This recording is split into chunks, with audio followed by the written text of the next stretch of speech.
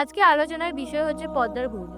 আসসালামু আলাইকুম ওয়া রাহমাতুল্লাহ। আমি আয়েশা। আজ আমি বলবো পর্দা কেন আমাদের জন্য গুরুত্বপূর্ণ। কেন এটা শুধু একটা কাপড় না, বড় ঈমানের অংশ।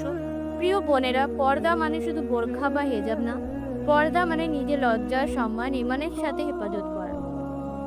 আল্লাহ তাআলা কোরআনে বলেছেন, হে নবী, তুমি তোমার স্ত্রীদের, কন্যাদের এবং সকল নারীদের বলো তারা যেন নিজের ওপর চাদর ঝুলিয়ে নেয়। এটা যাদের চেনার জন্য এবং যাতে কেউ কষ্ট না দেয় তার জন্য। এই আয়াতে স্পষ্ট হয়ে বোঝানো হয়েছে পর্দা নারীদিকে রক্ষা করে, সম্মান দেয় এবং আলাদাভাবে চেনায় যে এই মেয়ে একটি মসজিদ।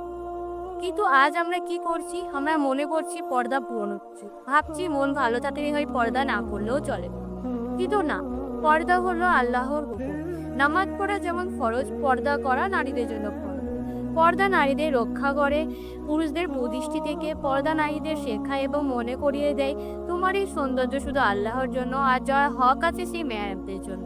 রাসূল সাল্লাল্লাহু আলাইহি ওয়াসাল্লাম বলেছে, লজ্জাশীলতা ইমানের একটি অংশ। লজ্জা যেখানে থাকবে সেখানে থাকবে পর্দা। লজ্জা যেদিন উঠে যাবে সেই দিন থেকে গোনা শুরু হয়ে যাবে। প্রিয় বোনেরা, পর্দা মানে বাধা না, পর্দা মানে সম্মান। যে পর্দা করে সে নিজের মূল্য বোঝে, নিজের ঈমান পাহারা দেয়। প্রিয় বোনেরা, চলুন আজ থেকে আমরা পর্দা করার নিয়ত করি। আল্লাহ যেন আমাদের পর্দা গ্রহণ করে এবং আমাদের ইজ্জত হেফাজত করে। ওয়াসসালামু আলাইকুম ওয়া রাহমাতুল্লাহ।